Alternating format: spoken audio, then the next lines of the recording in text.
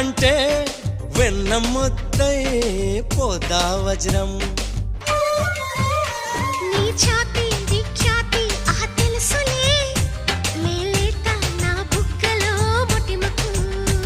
నీ నడుము హరివిల్లు కవలలు అని ఆకాశం దిగి వచ్చి పలికిందిలే.